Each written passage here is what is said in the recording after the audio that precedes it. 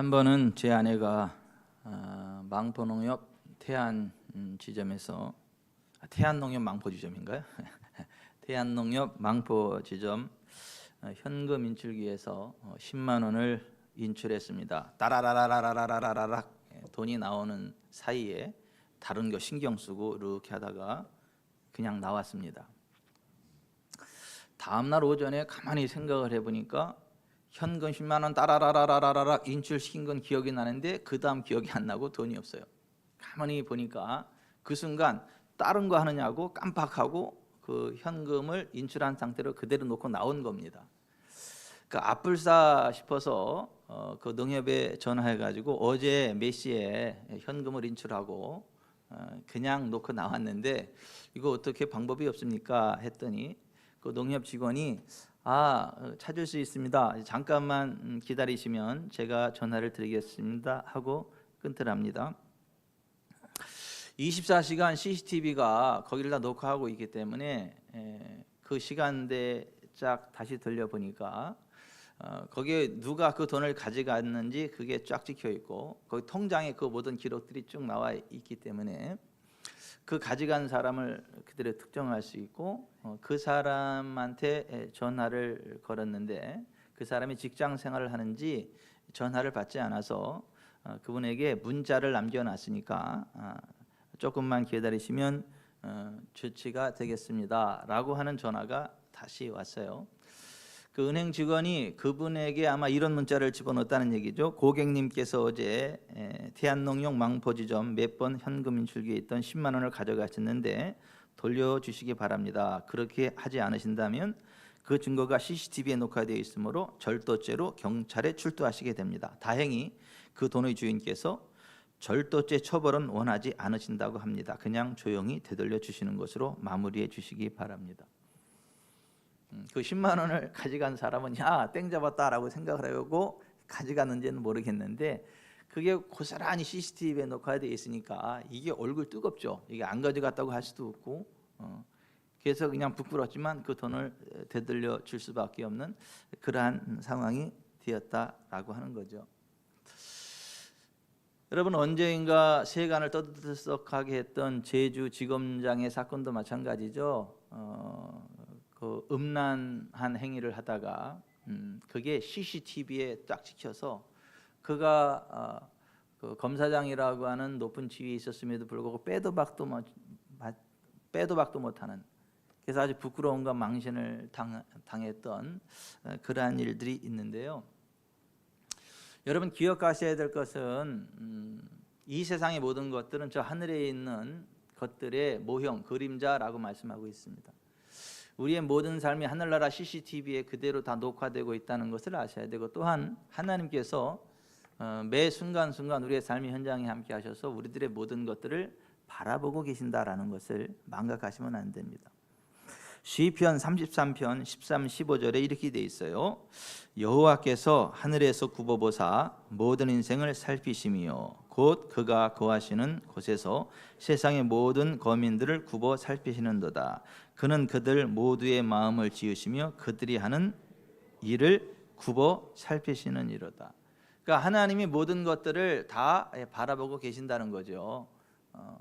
사람들이 모르는 은밀한 일들 무사히 지나갔다라고 안심할지는 모르겠으나 인생 졸업하고 하나님 앞에 섰을 때 하나님 앞에 그 모든 것들에 대하여 심판을 받게 된다는 것을 성경이 말씀하고 있는데요.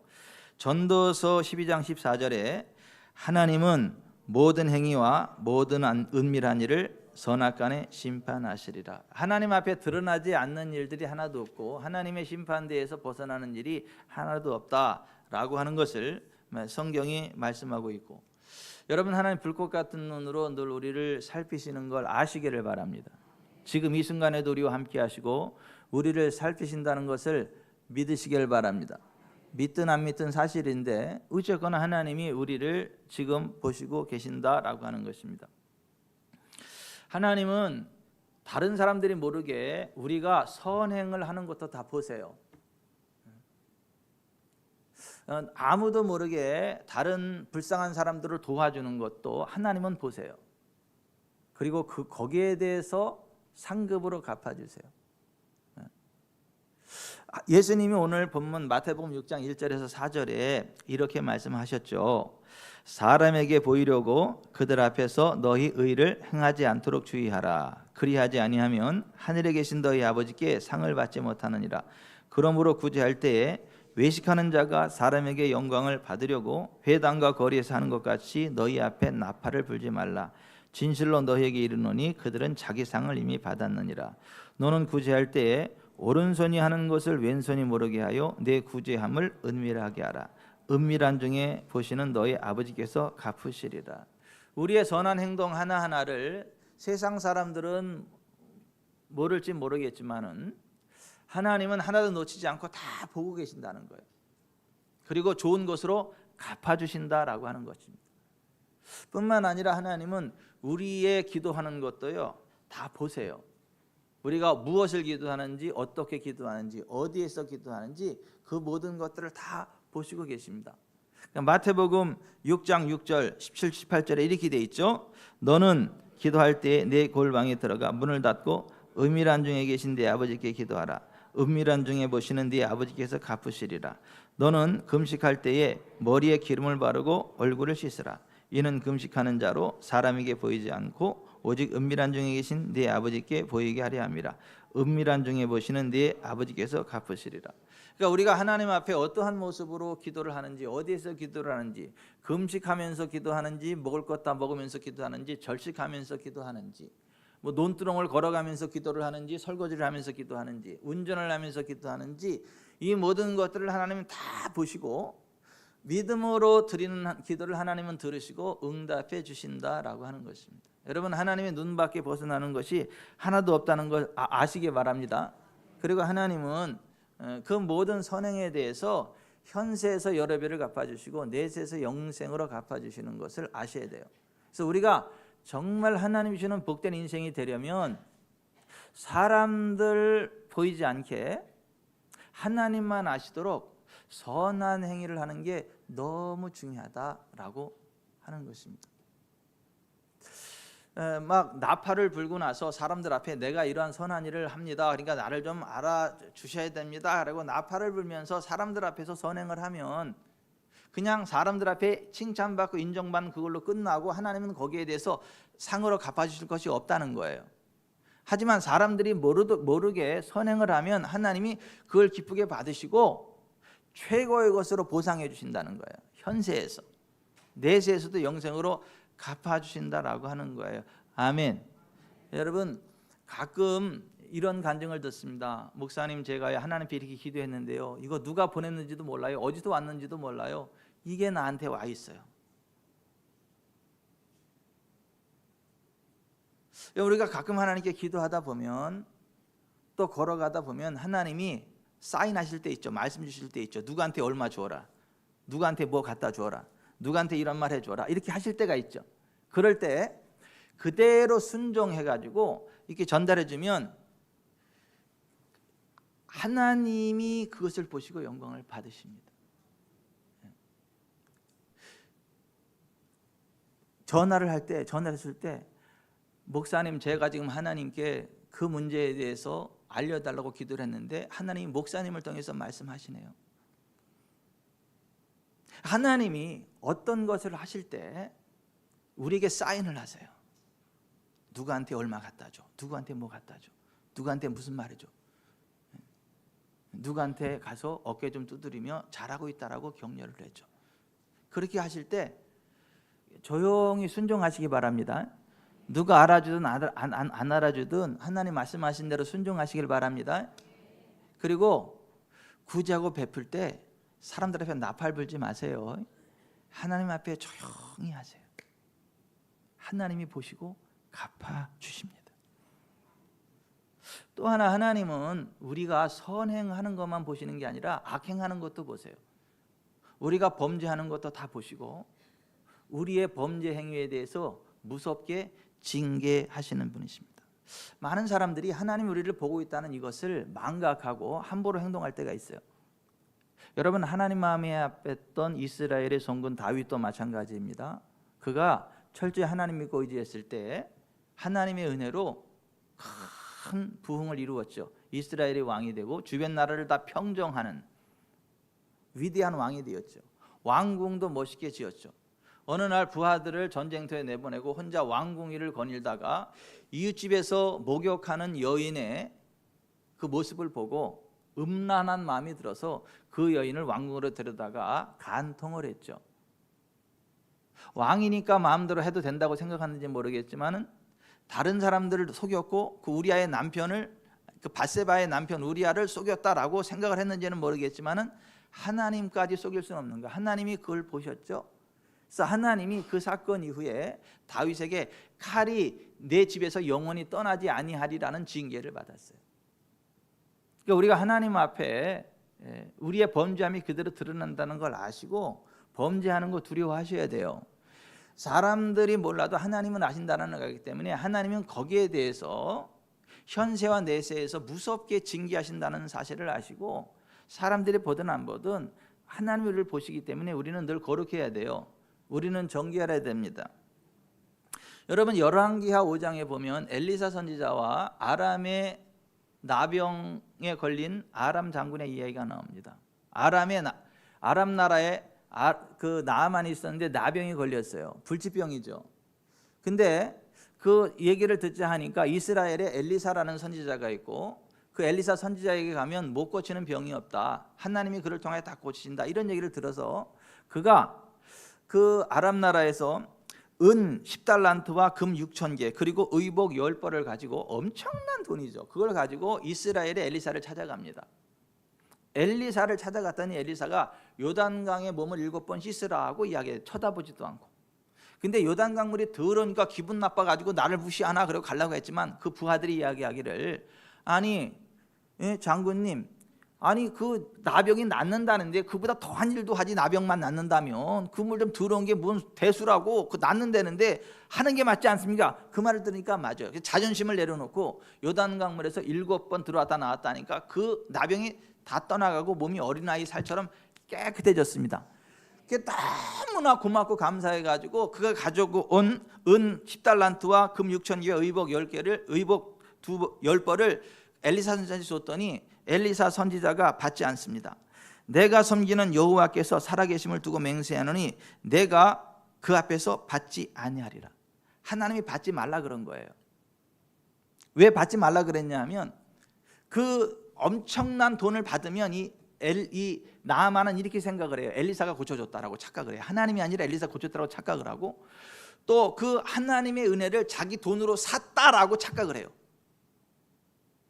그리고 자기 할 도리 다 했다라고 그냥 그걸로 끝나요. 근데 하나님은 그걸 원치 않는 거고 그 나아만의 영혼까지 구원하기를 원하셨던 거예요. 엘리사가 그거 안 받는다, 하나님 받지 말라서 안 받는다 그랬더니 엘리사가 야 이게 엘리사 고친 게 아니라 엘리사가 섬기는 이스라엘의 하나님 여호와께서 고친 거로구나 이렇게 생각을 하고 그가 하나님을 믿기로 결심을 합니다. 그러면서 이렇게 이야기합니다. 엘리사 선지자에게 내가 고국으로 돌아가면 왕의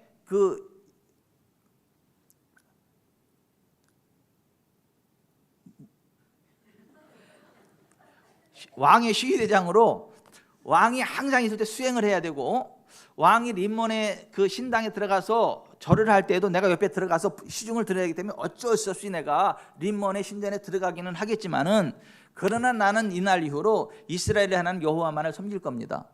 그리고 이스라엘에서 땅을 이 두 부대 가는 걸 허락해 주세요. 이 이스라엘 땅을 두 부대에다 나귀에다 실어가지고 그 땅 위에 서가지고 하나님만을 찬양하고 경배하는 삶을 살아갈 것입니다 라고 이야기를 해요.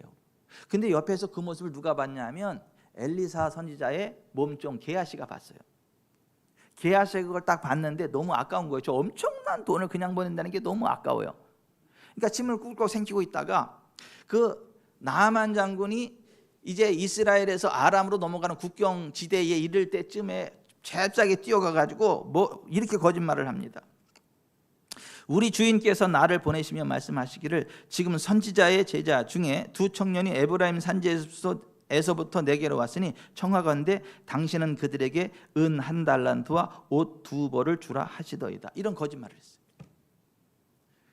나아만은 너무 신났죠. 그러니까 내가 은 1달란트뿐만 아니라 은 2달란트 더 줄 테니까 이 3달란트 갖고 그 옷 2벌 여기 있어 가지가. 그래서 이 게하시는 막 땡잡은 거, 야 신난다, 은 3달란트와 옷 2벌을 가지고 집에 가서 싹 숨겨놓고 뻔뻔하게 엘리사 선지자 앞에 딱 왔습니다. 그때 엘리사 선지자가 그 사실을 다 알고 있어요. 왜냐하면 성령 안에서요, 시간과 공간을 초월해 어디에 갈 수 있거든요. 볼 수 있거든요. 아니, 성령 안에서 시간과 공간을 초월해 가지고 유체 이탈해 가지고 다 봅니다. 이렇게 엘리사가 그 현장에 있었던 거예요.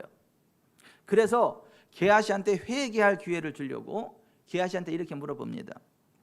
게하시야, 내가 어디서 오느냐? 그때 이 게하시가 뻔뻔하게 이렇게 이야기합니다. 당신의 종이 아무데도 가지 아니하였나이다. 그때 엘리사 선지자가 게하시에게 한 말이 이거예요. 열왕기하 5장 26절. 한 사람이 수레에서 내려 너를 맞이할 때에 내 마음이 함께 가지 아니하였느냐?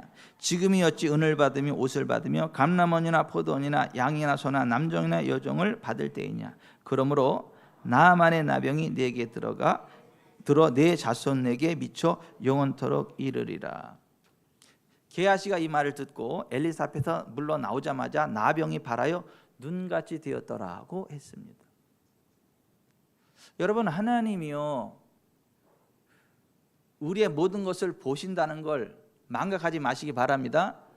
하나님은 우리의 선행을 보시고 우리의 악행을 보세요. 여러분, 이스라엘이 가나안 땅에 들어갈 때 여리고성을 함락했죠. 그때 하나님이 여리고성에 있는 거 어느 것도 가지지 말고 다 진멸해버리라 그랬죠.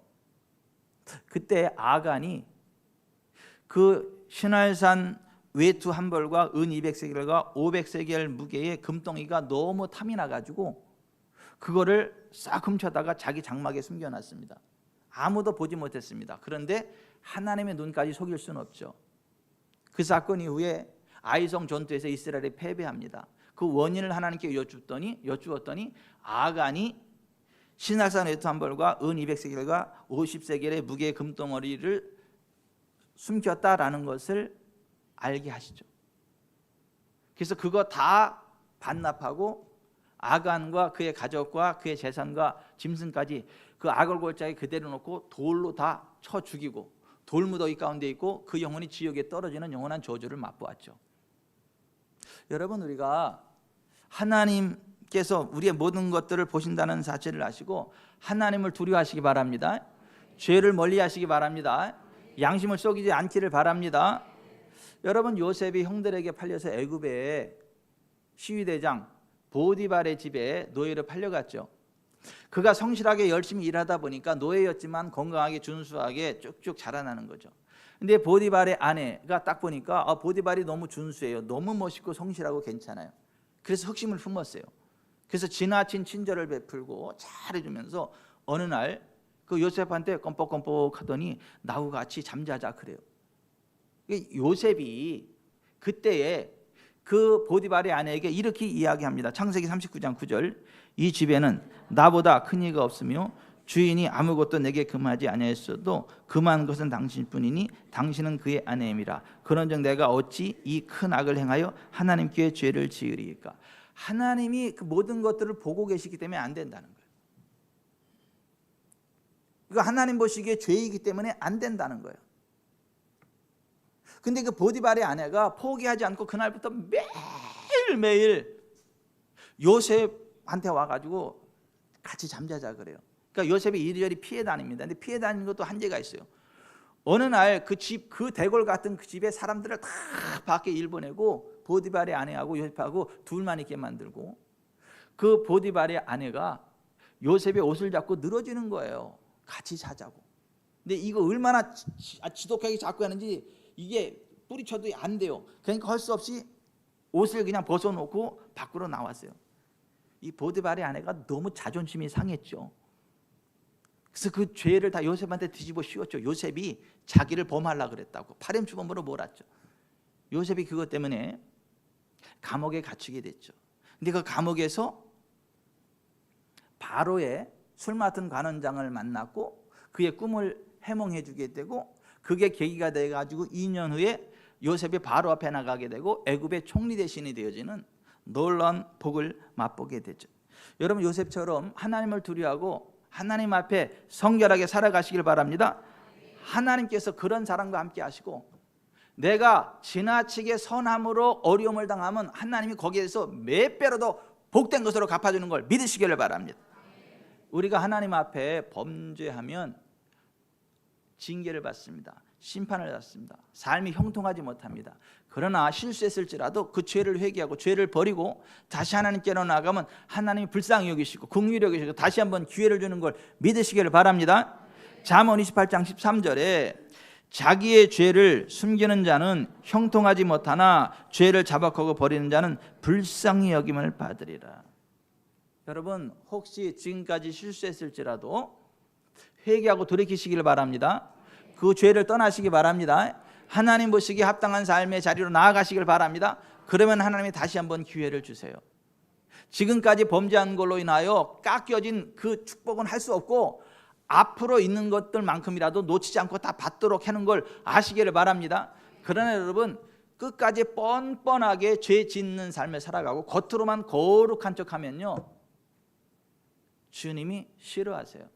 겉으로는 거룩한 체하고 속으로는 회칠한 무덤처럼 더러운 생각을 가지고 살면요, 회개하지 않으면요, 주님이 무섭게 책망하십니다. 실제로 서기관과 바리새인들이 회칠한 무덤처럼 겉으로는 거룩한 삶을 살았는데 마음속에 여러 가지 악하고 더럽고 추악한 생각을 가지고 살고 회개하지 않으니까 예수님이 그들에게 이렇게 말씀하셨어요. 마태복음 23장 33절, 뱀들아, 독사의 새끼들아, 너가 어떻게 지옥의 판결을 피하겠느냐. 여러분, 주님이 기회 주실 때 죄를 버리시고 떠나시기 바랍니다. 회개하고 돌이키시길 바랍니다. 하나님 앞에 서시길 바랍니다. 그래야 하나님이 복을 주세요. 그래야 지옥에 안 가고 천국 갑니다. 하나님은 우리의 선한 행위도 보시고 악한 행위도 보십니다. 그런데 기억하시다고요, 하나님은 우리의 행위만을 보는 게 아니라 우리의 마음 중심까지도 보세요. 우리의 마음의 동기까지도 살피신다는 걸 알아야 됩니다. 창세기 6장 5절 6절에 여호와께서 사람의 죄악이 세상에 가득함과 그의 마음으로 생각하는 모든 계획이 항상 악할 뿐임을 보시고 땅 위에 사람 지으셨음을 한탄하사 마음에 근심하시고. 하나님은 단지 우리의 겉으로 드러나는 행동만을 보시는 게 아니라 우리의 마음의 생각까지도 다 살피신다는, 아신다라고 하는 거예요. 악한 생각에 대해서 주님이 탄식하신다는 거예요. 사무엘상 16장 7절에 내가 보는 것은 사람과 같지 아니하니 사람은 외모를 보거니와 나 여호와는 중심을 보느니라.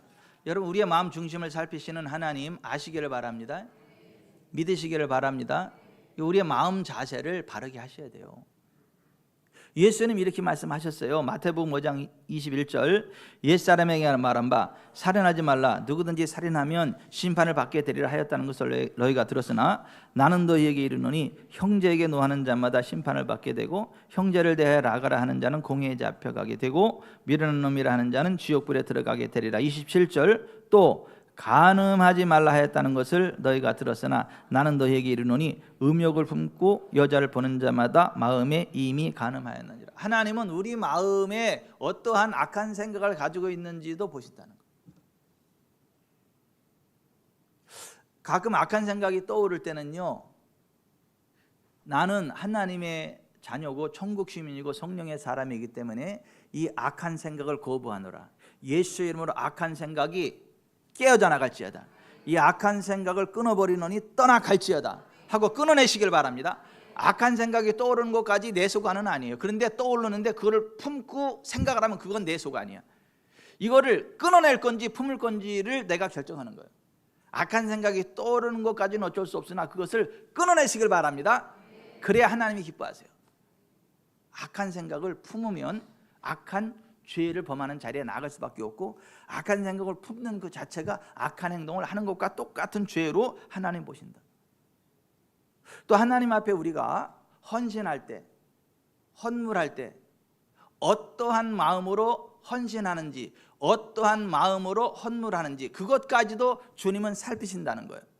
그래서 누가복음 21장 1절 이하에 예수께서 눈을 들어 부자들이 헌금함에 헌금 넣는 것을 보시고 또 어떤 가난한 과부가 2렙돈 넣는 것을 보시고 이르시되 내가 참으로 너희에게 말하노니 이 가난한 과부가 다른 모든 사람보다 많이 넣었도다. 저들은 그 풍족한 중에서 헌금을 넣었거니와 이 과부는 그 가난한 중에서 자기가 가지고 있는 생활비 전부를 넣었느니라 하시니라. 여러분, 사람들은요 겉으로 드러나는 것만 봐요. 어떤 사람은 교회 와서 1시간 청소하고 가는 걸 보고 나서 얘 일주일에 1시간밖에 안 오냐 이렇게 막 손가락질하는데, 그 사람은 24시간을 써도 시간이 모자라는데 그 1시간을 떼내는 거는 정말 할 수 없는 거예요. 근데 24시간을 48시간처럼 쓰는 사람이 1시간 시간을 떼내가지고 일주일에 한번 교회 온다? 사람 볼 때는 우습게 보이지는 모르는데 하나님은 그 중심을 보시고 얘는 시간의 모든 것을 나한테 드리는 사람인데 이렇게 인정한다는 거예요. 우리는 어떤 사람이요, 그 사람 돈 3천만 원 헌금했대 그러면 야 센데 이렇게 생각으로, 어떤 사람이 그 사람 돈 5천 원 헌금했대 그러면 예 5천 원이 밥 한 끼 값도 요새 8천 원이다 12,000원이다 이렇게 막 함부로 얘기를 해. 그런데 그 5천 원은 어떤 사람이냐면 종이 주워다가 종이 팔아서 끼니를 잇는 사람이에요. 그 사람에게 5천 원이라고 하는 것은 그거 없으면 한 끼를 굶어야 될지도 모르는, 라면 하나 딱 끓여 먹음으로 한 끼를 때우는데 그거를 굶어야 할지도 모르는 그러한 돈이에요, 그 사람에게. 근데 그 3천만 원 헌금한 사람은 3억을 헌금해도 까딱 없을 정도의 엄청난 물질의 복을 받은 사람이요. 3억을 헌금해도 까딱 없는 사람이 3천만 원 헌금하는 거는 그거 하나님 앞에 별로 그렇게 아름다운 모습이 아니에요. 우리 한재구 성도님 지난주에도 뵙고 오늘도 뵈어서 제가 너무 기쁩니다. 예. 그 백발은 영화의 면류관이라 그랬는데 그 영화의 면류관이 영적으로도 재정적으로도 차고 넘쳐서 앞으로 남은 생애 동안에 계속 하나님 주시는 복이 차고 넘치시기를 바랍니다.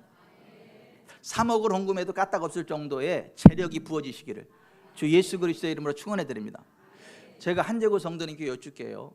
한재구 하나님이 어떤 사람에게 3억을 헌금해도 까딱 없을 정도의 큰 물질의 복을 줬는데 3천만 원 갖다 딱 내면서 사람들 앞에 내가 이 정도 했다라고 딱 뻐기면 한재구 하나님 볼 때 그 사람 모습이 아름다워요, 가소로워요? 네. 이병천 하나님은 가소로워. 내가 3억을 헌금해도 괜찮을 정도의 재력을 많이 줬는데 그 3천만 원 갖다 그것도 자랑해, 내가 3천만 원 했다고. 하나님은 그거 우습게 본다는 거예요. 하나님은 그 중심을 살피신다는 거예요. 예수님이 뭐라고 말씀하셨냐 하면 부자들은 돈을 많이 넣었어. 근데 이 가난한 과부는 2렙돈 넣었어요. 동전 2개. 근데 예수님이 뭐라고 말씀하셨냐면 이 가난한 과부가 다른 모든 사람보다 많이 넣었도다. 따라서 하십시다. 이 가난한 과부가 다른 모든 사람보다 많이 넣었도다. 그러니까 정성스럽게 넣었다 이렇게 표현하지 않았고 많이 넣었다 이렇게 표현한 거예요. 하늘과 땅과 천산의 생축이 다 하나님의 것이에요. 다 어차피 하나님의 것이요. 그 주든 안 주든 다 하나님의 것이요. 그러나 하나님은 우리에게 시간을 맡기고 재정을 맡기고 재능을 맡기면서 마음껏 살아갈 수 있도록 복을 주시는데, 하나님 주신 시간과 재능과 재정 가운데 정말 하나님을 최고로 사랑한다는 마음 중심을 가지고 드릴 때 하나님 기뻐 받으시고 더 많은 것으로 갚아주신다라고 하는 거예요. 여러분, 우리의 마음 중심을 살피시는 하나님 바라보고 우리의 무슨 악한 행위가 있는가를 늘 살피면서 하나님 내 속에 무슨 악한 행위가 있나 보시고 나를 선한 길로 인도하시옵소서라는 마음의 소원을 갖고 살아가시길 바랍니다. 여러분, 이영하 목사님의 글이거든요. 호남 고속도로 정읍 IC를 지날 때마다 웅장한 정읍 성광교회를 바라본다. 지금 김도빈 목사님이 심의 중이신데 4천여 평의 대지 위에 성곽 같은 위용을 자랑하는 성광교회 오늘의 위용이 있기까지는 한 알의 미랄이 되신 양재열 장로님이 계셨다.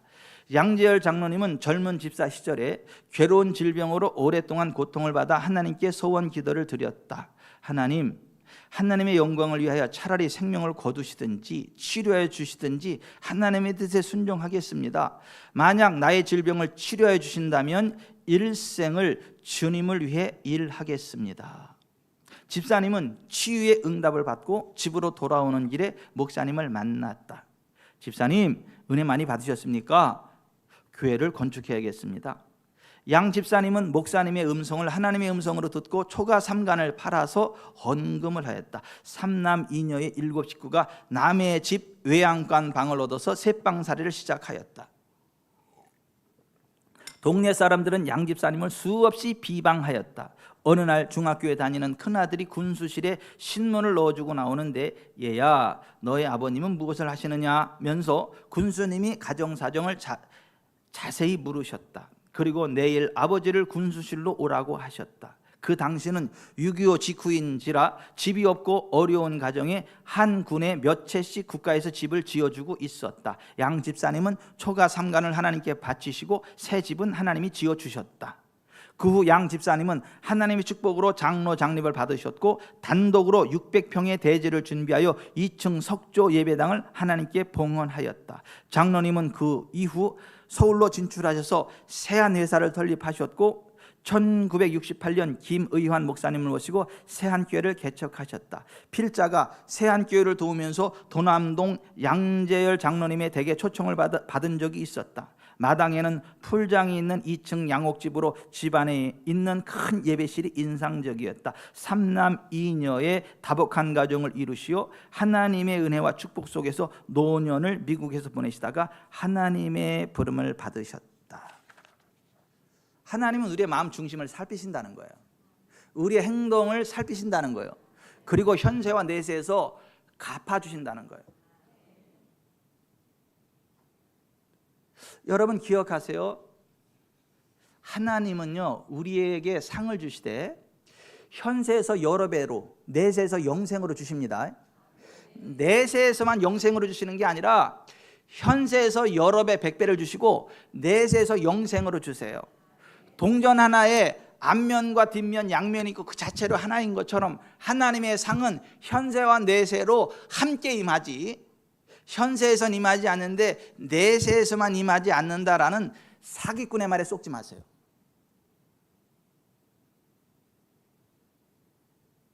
내세는 가봐야 아니까 현세에서 복을 받든 안 받든 표시 안 나잖아요. 내세 상만을 이야기하면 사람들이 쏘가. 현세에서 가난하고 병들고 찌들고 살지만 천국 가면 상급이 있다, 이렇게 쏘가 사람들이. 그 사기꾼의 말에 쏙지 마세요. 예수님은 그렇게 말씀하지 않았어요. 주님과 주님의 복음을 위하여 버린 것들에 대하여 현세에서 여러 배, 100배를 받고 내세에 영생을 받지 못할 자가 없다. 하나님은 우리의 모든 행위를 은밀한 중에 보시고 상으로 갚아주시는데, 그 상은 현세와 내세에서 동시에 임하는 상이라고 주님이 말씀하십니다. 저는 우리 직전 사람교회 성도들이 정말 하나님 보시기에 아름답고 선한 행위와 마음을 가지고 헌신하는 가운데 현세에서 여러 배로 갚으시고 내세에서 영생으로 갚으신 하나님의 은혜와 복을 받으셔서 생애 모년에 의와 평강과 희락이 넘치는 하나님의 나라 현장이 되시고, 인생 졸업하고 하나님 앞에 섰을 때 잘했다 칭찬받는 의의 면류관의 주인공 되시기를 주 예수 그리스도의 이름으로 축원해 드립니다. 토 나올 만한 삶을 살지 마세요. 그냥 겉모습과 속모습이 똑같은 삶을 사세요. 왜냐하면 하나님은 우리의 겉만 보시는 게 아니라 우리의 속도 보세요. 그래서 그리스도인은 안팎이 똑같아야 돼요. 마음과 행위가 똑같아야 돼요. 왜? 하나님은 우리의 마음과 행위를 같이 보시거든요. 그게 갚아주시거든요.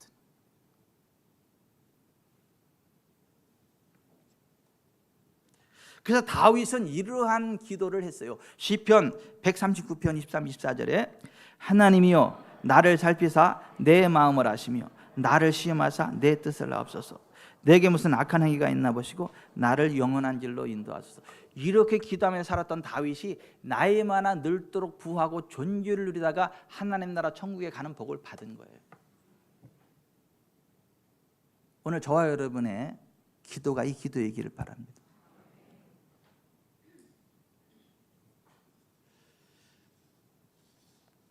나 주의 믿음 갖고 홀로 걸어도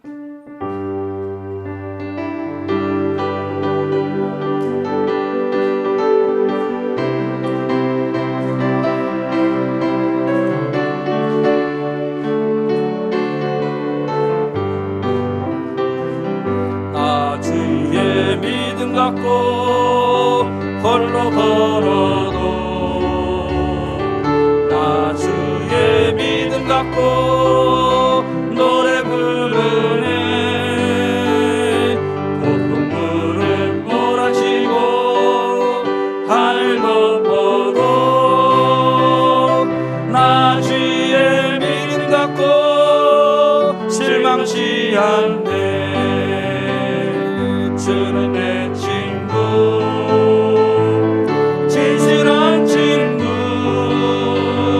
세상 끝까지 주를 믿으리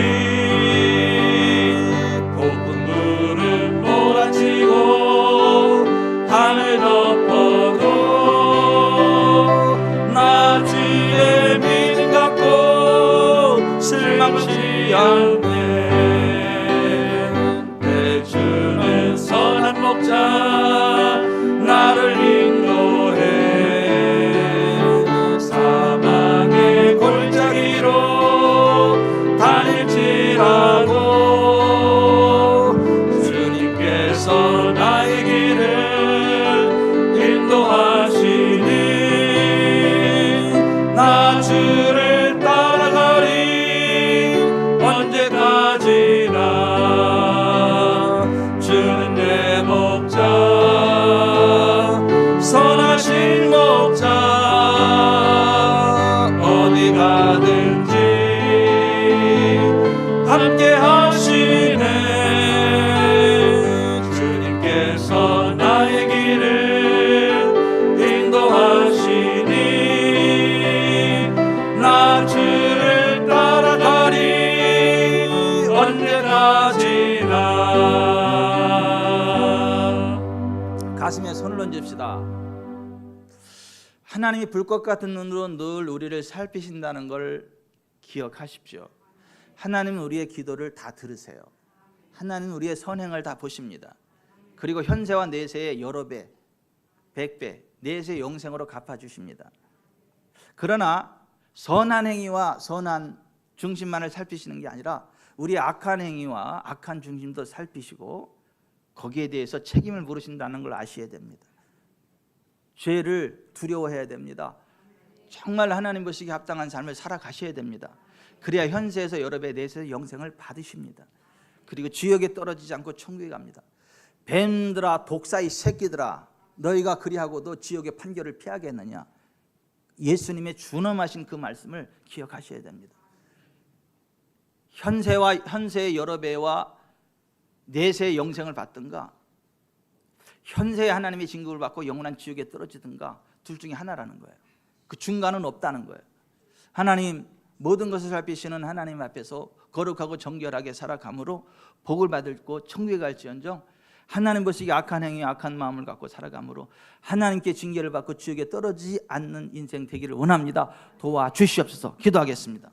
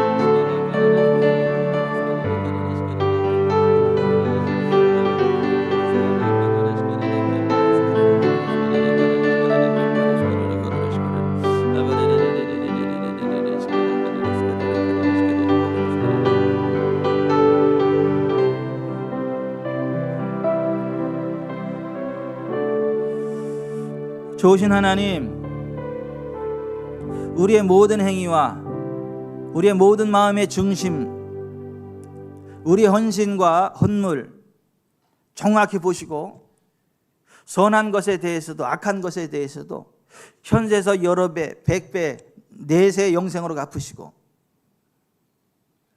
현세 여러 배, 100배, 내세 지옥으로 갚으시는 공의로운 하나님인 것을 알고 복받는 길을 걸어갈지언정 저주받는 길 가지 않도록 은혜를 베풀어 주십시오.